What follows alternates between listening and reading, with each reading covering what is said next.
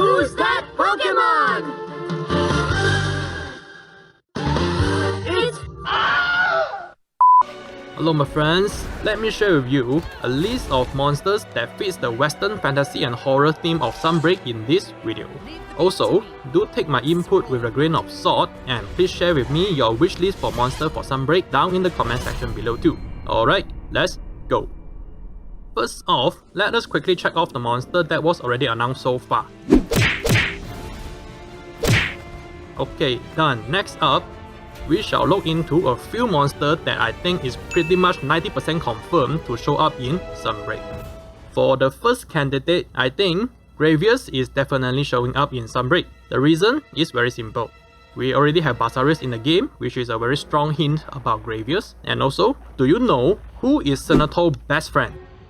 Yup, correct, it is Gravius.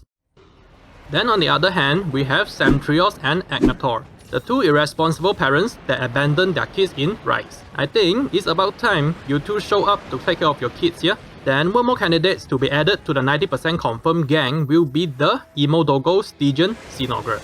The reason is very simple also, Dragophage buff.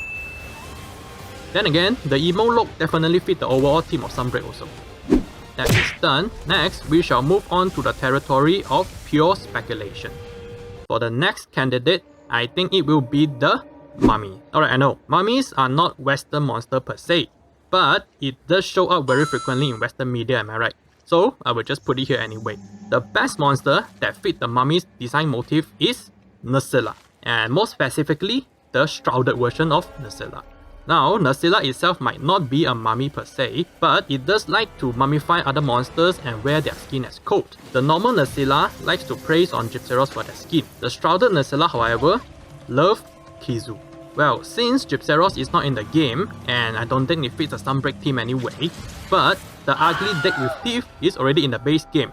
So introducing the shrouded Nursilla will make a lot of sense in my opinion. Furthermore, implementing another spider monster should not be a huge undertaking, since the monster skeleton model for Ranakadaki looks well done for a spider monster. This might be a bit far-fetched, but hopefully another bug-type monster can also make a return. It will be awesome to see Celtas simping for Celtas Queen again in Sunbreak. And alright, with that, the mummies checked. Next, with a similar undead theme, the zombies. Horror game without zombies are just like egg fried rice without MSG. You will make your uncle very sad. Uncle Roger wanted suicide.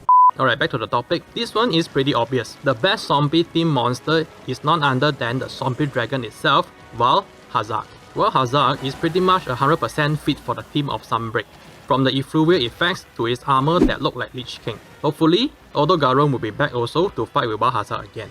However, I don't think this is likely due to Lunagaron have a more Japanese themed ninja oni design.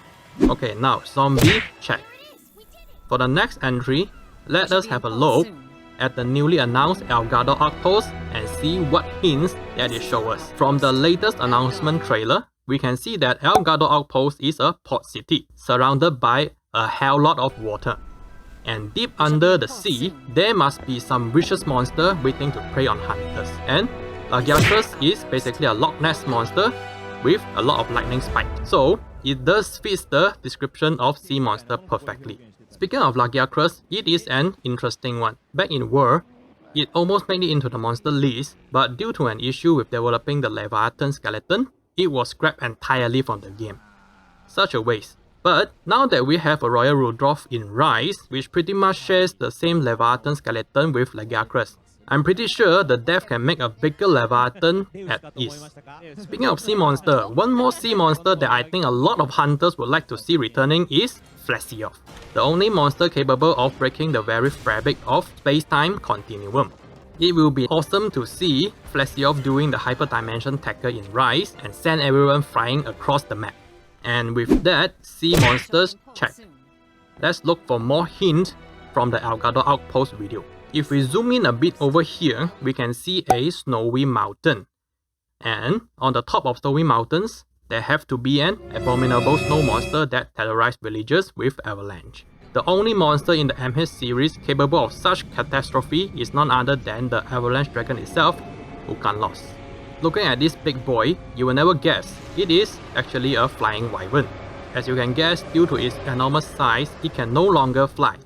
So there are no visible wings on the monster. Instead of flying, it prefers quote-unquote swimming. Using the shovel-like lower jaws, Wukanlos love to dive into the ice and swim around its territory. Now you can imagine a monster this size swimming in the ice. No wonder it can cause avalanche on demand. So snow monsters, checked. Now, what else live in mountains and terrorize people? That's right, trolls. No, not this troll. This troll. The humanoid monsters that often pops up in Scandinavian folklore. Trolls are often described as gigantic, rocky monster covered in moss, which is basically describing Duramboros. I would love to see its iconic shooting star attack in HD. Now, trolls, check. Next, we shall venture into the realm of pure fantasy and magic.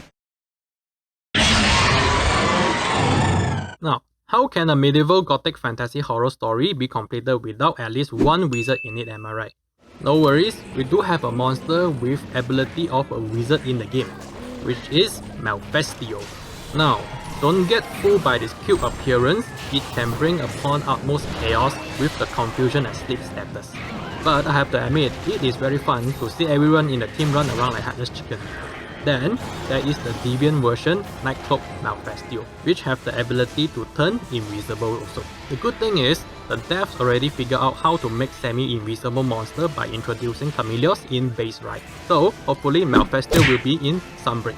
Up next, we have another must-have for fantasy stories, the magical beast, the unicorn. And of course, the MH series always have an unicorn in it since the first Monster Hunter game. I was pretty surprised that Rise does not have a Kirin in it.